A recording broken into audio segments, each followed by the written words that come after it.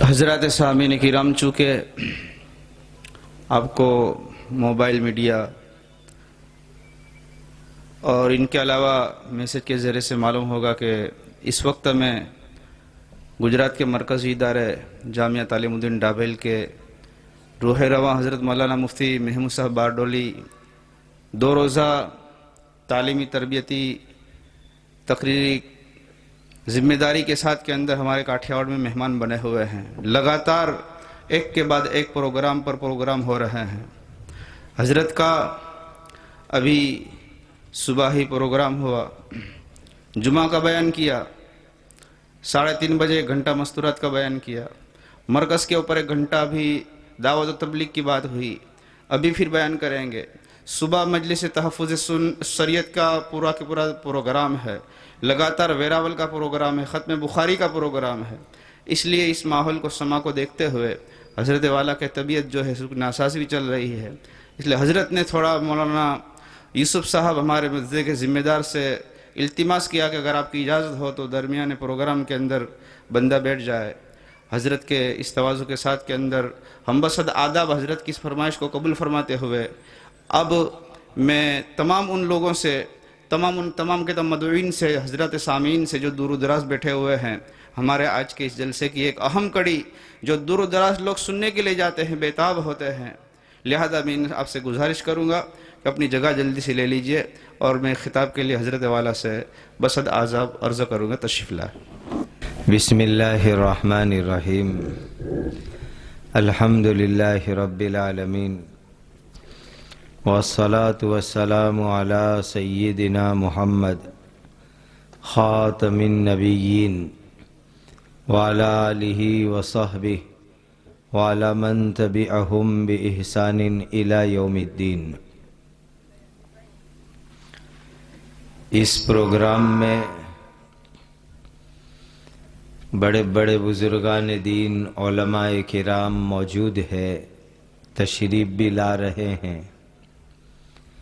اور ان کے بہترین بیانات بھی آپ حضرات انشاءاللہ سنیں گے۔ پیارے پیارے طلبہ عزیز، آپ کو بہترین پروگرام سنا رہے ہیں۔ قرآن مجید کی تلاوت، نعت، نظم، حمد، بہت اچھے پروگرام ہو رہے ہیں۔ میں آپ تمام کو درخواست کرتا ہوں، وننتی کرتا ہوں، پورا پروگرام مکمل دعا تک سننے کے بعد تشریف لے جائے۔ لیکن شریعت میں کچھ چیزیں مستثنیٰ بھی ہے، وَلَا عَلَى الْمَرِيضِ حَرَجٌ، لہذا میں اس وقت پر چند ہی منٹ کے لیے آپ کی خدمت میں حاضر ہوا ہوں۔ دل بہت چاہتا ہے کہ پورا پروگرام سنیں، لیکن میں اس سلسلے میں اپنی کمزوریوں کا اعتراف کرتے ہوئے اس سعادت سے محروم ہو رہا ہوں۔ مسلمان بھائیوں، پہلی بات یہ عرض کرنی ہے، قرآن سے محبت رکھو۔ قرآن سے محبت یہ حقیقت میں اللہ سے محبت ہے۔ قرآن سے محبت حقیقت میں نبی کریم صلی اللہ علیہ وسلم سے محبت ہے۔ جو بچے قرآن پڑھے، جو علماء اور استاد قرآن پڑھائے، ان سے محبت رکھو، اس لیے کہ اس دنیا میں سب سے اچھے انسان وہ ہیں جو قرآن مجید پڑھتے ہیں اور پڑھانے کا کام کرتے ہیں۔ خود حضرت نبی کریم صلی اللہ علیہ وسلم نے فرمایا، تم میں بہترین وہ ہیں جو قرآن سیکھتے ہیں اور دوسروں کو سکھلاتے ہیں۔ خیرکم من تعلم القرآن وعلمہ۔ کتابوں میں لکھا ہے کہ جو آدمی قرآن پڑھنے پڑھانے والوں سے محبت رکھے، اللہ اس کی اولاد میں، نسلوں میں حافظ اور عالم پیدا فرمائیں گے۔ اسی لیے اگر تم یہ چاہتے ہو تمہاری اولادوں میں حافظ اور عالم پیدا ہو، تو ان علماء کرام سے، حفاظ کرام سے اور ان دینی مدرسوں سے محبت پیدا کرو۔ اللہ اس کی برکت سے آپ کی نسلوں میں حفاظ اور علماء پیدا فرمائیں گے۔ دوسری درخواست، قرآن مجید روزانہ کچھ نہ کچھ پڑھنے کی عادت بناؤ۔ قرآن کا حق ہے کہ ہم روزانہ اس کو پڑھیں، کم سے کم درجے میں۔ روزانہ صبح میں 1 مرتبہ یاسین شریف پڑھ لو۔ آج کے اس جلسے میں یہ عزم، نیت لے کے اٹھو کہ روز صبح میں 1 مرتبہ یاسین شریف پڑھیں گے۔ کہو انشاءاللہ۔ حدیث میں آتا ہے، مشکات شریف میں روایت ہے کہ جو صبح میں یاسین پڑھ لیتا ہے، اللہ تعالیٰ پورے دن کے اس کے تمام کام بنا دیں گے، آسان کر دیں گے، اس کے کام آسان ہو جائیں گے۔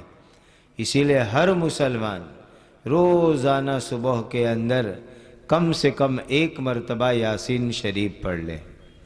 تیسری بات، ہر فرض نماز کے بعد 1 مرتبہ آیت الکرسی پڑھ لیں۔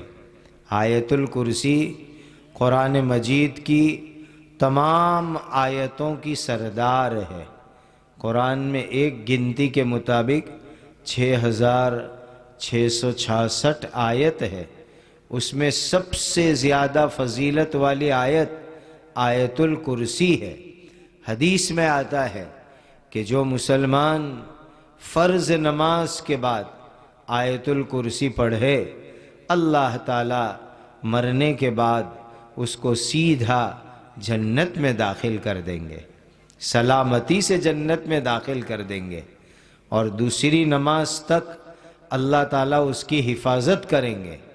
اس وقت جو نازک حالات ہے اس میں حفاظت، سیکیورٹی، سلامتی، یہ بھی ایک بہت بڑی چیز ہے۔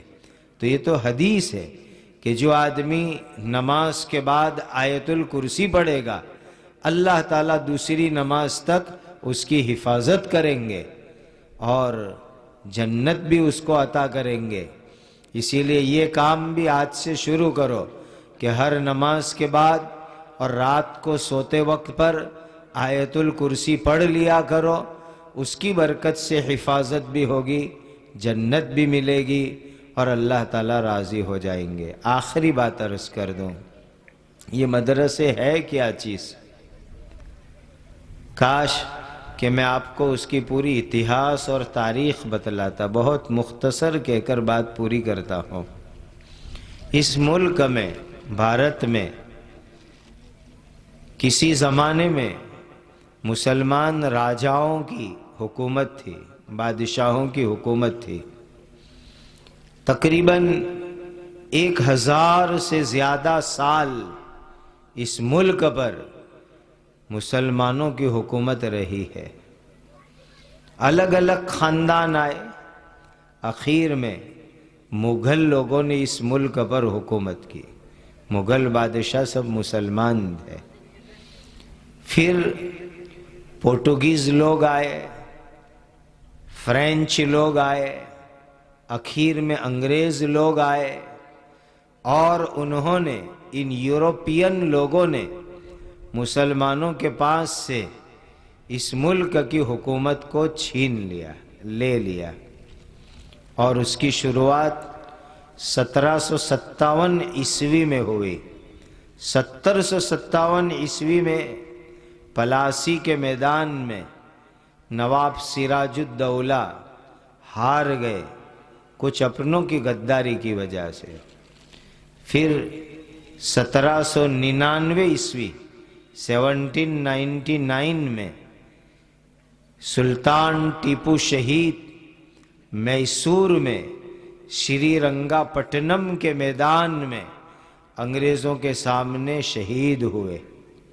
उसके बाद 1803 ईस्वी में हज़रत शाह अब्दुल अजीज़ साहब मुहद्दिस देहलवी रहमतुल्लाह अलैह आगे आए और 1803-1806 हज़रत शाह अब्दुल अजीज़ साहब ने अंग्रेज़ों के सामने लड़ाई का फतवा लिखा, मुल्क की आज़ादी का फतवा लिखा।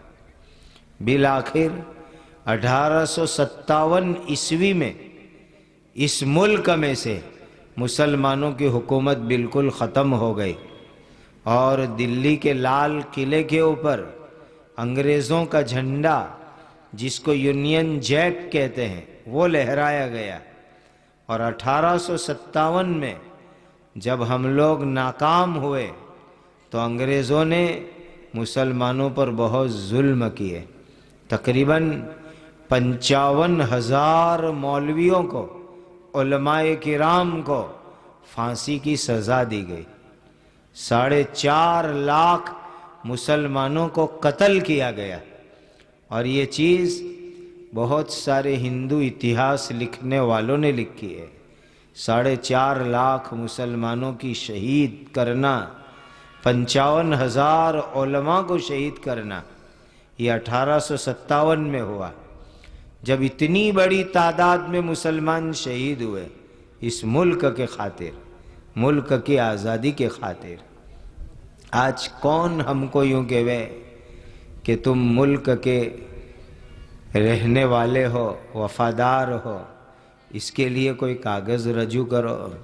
इस मुल्क की मिट्टी मिट्टी में हमारा खून मिला हुआ है, कोने कोने में हमारा खून बहा हुआ है। लाखों मुसलमानों की कुर्बानी के बाद ये मुल्क आज़ाद हुआ है। 1857 में 4.5 लाख मुसलमानों की शहादत, 55,000 उलमा की शहादत, उसके बाद पूरा मुल्क ईसाइयों के कब्ज़े में आया है।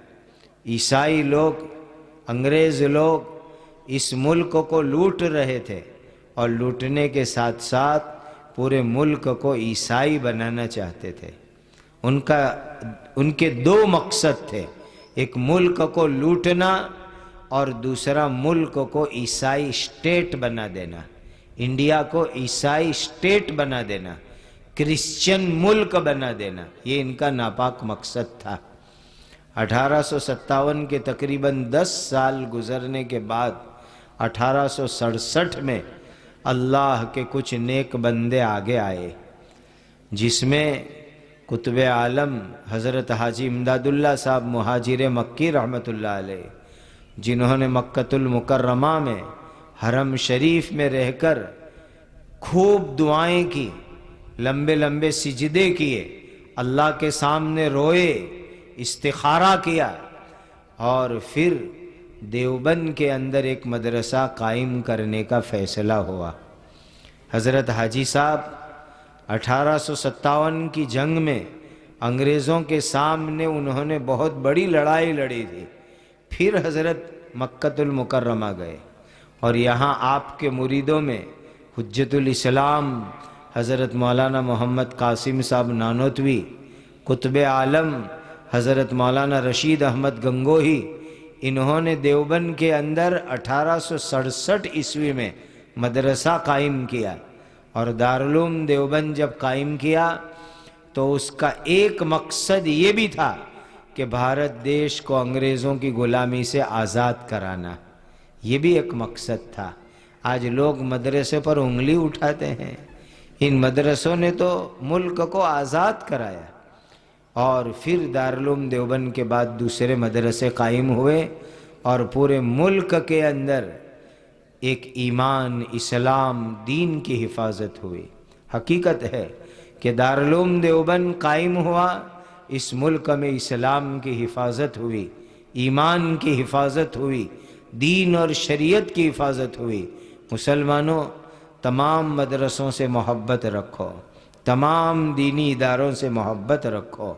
اللہ تعالیٰ نے آپ کو حلال روزی دی ہے تو ان دینی اداروں پر خرچ کرو، انشاءاللہ یہ چیز آپ کے لیے صدقہ جاریہ بنے گی۔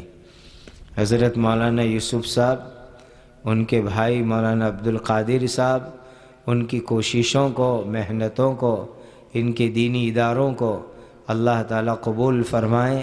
اللہ تعالیٰ ان مدرسوں کو دن دگنی رات چگنی ترقی عطا فرمائے۔ پھر سے میں آپ کو کہوں گا، قرآن کی تلاوت کی عادت ڈالو، قرآن سے محبت کرو۔ یہ علماء کرام جو قرآن پڑھتے پڑھاتے ہیں، ان سے محبت رکھو۔ ان مدرسوں سے جہاں قرآن پڑھایا جاتا ہے اس سے محبت رکھو، انشاءاللہ یہ چیز جنت میں لے جانے کا ذریعہ بنے گی۔ وآخر دعوانا ان الحمدللہ رب العالمین۔ شکریہ، جزاک اللہ خیرا و احسن الجزا۔